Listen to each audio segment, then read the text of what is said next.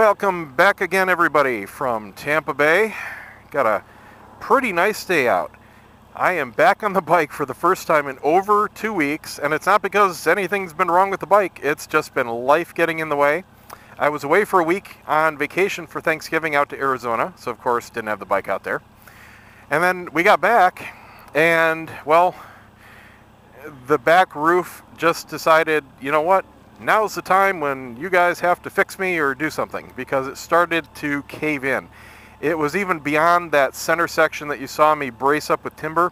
It was collapsing. It was actually separating from the house in the far corner. So that was new over the week we were gone, and it was just time. And I'll tell you what, it is a really good thing that it happened now, because I have the roof down. I mean, it's being cut up right now, and there was absolutely zero hope of fixing that roof. If you want to see more details, I put up some videos and photos on my Facebook page, my personal one. You can follow me on there. I have to keep it to photography clients and wedding people and everything to my friends list, but you can follow me. I make everything public, so you can see the progress and everything if you're interested. But bottom line, the previous owner really screwed us. I mean, he's screwed us on so many things around this house, but this takes the cake. Basically, he built the room with a add-a-room kit, and there's nothing wrong with that. But what he did is he put up the aluminum panels, and they're just very thin aluminum skin panels with styrofoam in between, and they work great as long as you build them right. But then what he did, I'm sure over the years, because it was leaking and stuff, he put up 6 layers of stuff on top of those roof panels. Multiple layers of plywood, bitumen rolling, tar, 2 layers of insulation. It was just ridiculous. And of course it was completely waterlogged. I put up a video of when I knocked down the roof, and there were still over 50 gallons trapped inside the roof. When I started to knock it down, it was a waterfall for 10 minutes. Just a waterfall. All those layers were completely saturated and just holding all that water. So it is amazing that it didn't collapse long before now. I'm absolutely dumbfounded that it stood standing. So that completely explains why the steel beams were bending. I mean, the weight up there was just phenomenal. So I got it down, and I couldn't tell. I had no idea all of that was up there until I got to this point right here, and we started sawzalling the thing into sections, and basically did a cross section of it to see exactly how it was constructed. The roofer and I borrowed his tools, and he's looking at me, and the wife came home right when I cut it. She's like, what the hell is that? Because it's this literal foot-thick cross-section of crap.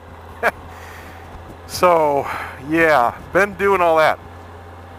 I knocked down the porch. That was actually kind of fun. I didn't have a big sledgehammer, didn't feel like renting one, so I just used that timber. They're fence posts, and a 30-pound fence post works really good as a sledgehammer. Tires your arms out, but man, does it knock stuff down. So I got the porch down, I had the scrappers over, and we just cut those panels in half. They didn't have any additional roofing or anything on them, so they cut like butter. They took away a couple trailer fulls full of aluminum.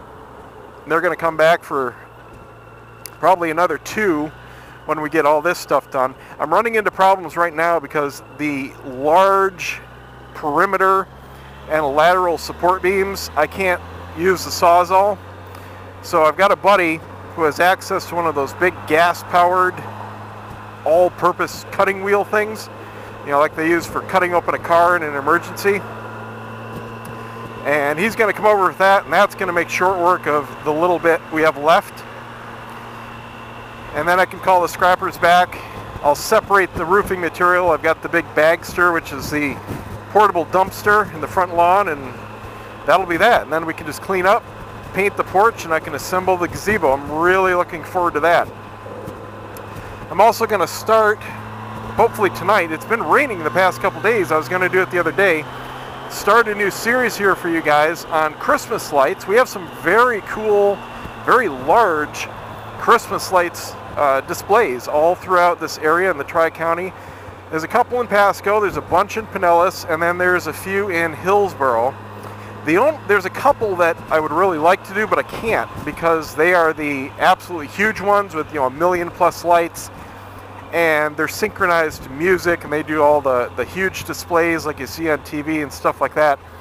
But the problem is they're synced to music, so yeah, I can't put it up on YouTube. I already searched.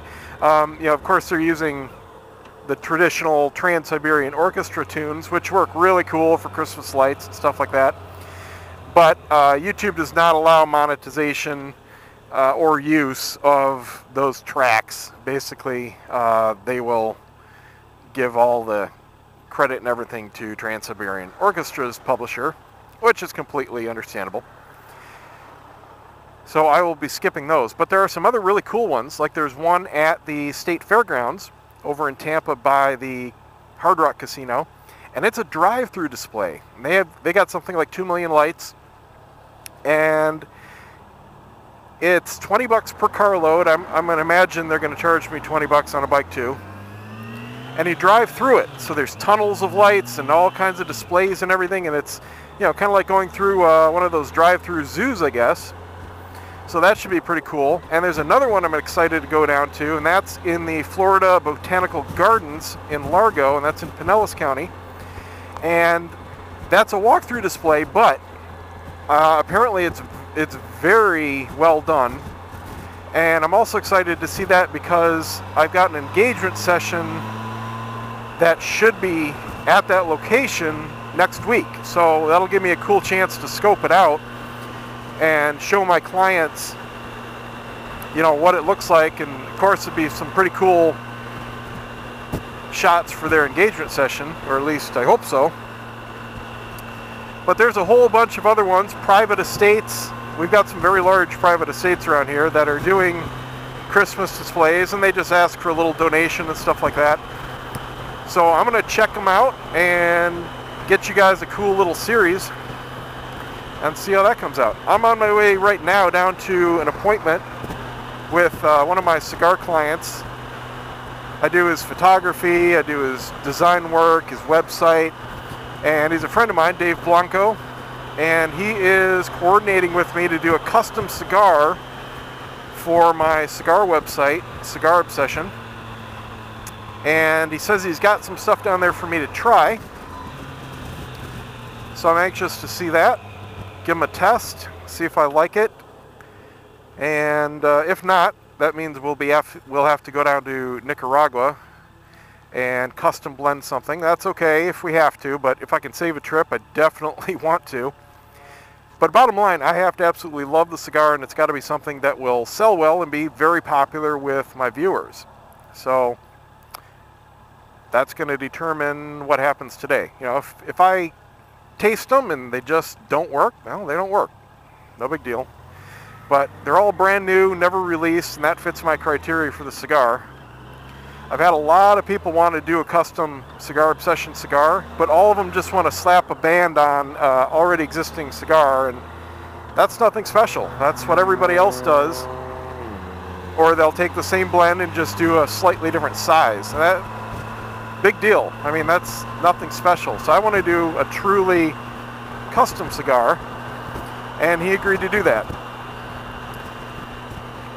So after this, I'm going to go back home, and I've got a lot of web work to do. I had another good client of mine who had a big emergency. Somehow their database got corrupted, and part of their website stopped functioning, but more importantly, nobody can log in, including me, including the admin account. So I have to build them a new website. I have a backup from, I don't know, like 9 months ago. It doesn't do much good. Unfortunately, it's just another one of those clients that doesn't take advice to do regular backups. I try to remind everybody I know. I'm the admin of a large photography forum in the area, and I remind everybody every month, do your backups, do your backups, do your backups. Hardly anybody listens. I get a lot of people that say, wow, I wish I would have listened because it's too late now, but you know, this is just one of those occasions. So bottom line, I have to build her a whole new website. It's about time anyway. The last one I built for her was about 2 years ago. So it's a little long in the tooth. There's certainly some cooler things I can do for her now that weren't available then. But, you know, if it's something she could have avoided right now, that would have been better. But that's all I can do. So that's it. I'm going to get on down here. I got about another half-hour drive or ride. Thanks for watching. Don't forget to subscribe, give me a thumbs up, and watch for my new Christmas light series. Hopefully tomorrow or the next day I'll be able to get that video up for you. See ya.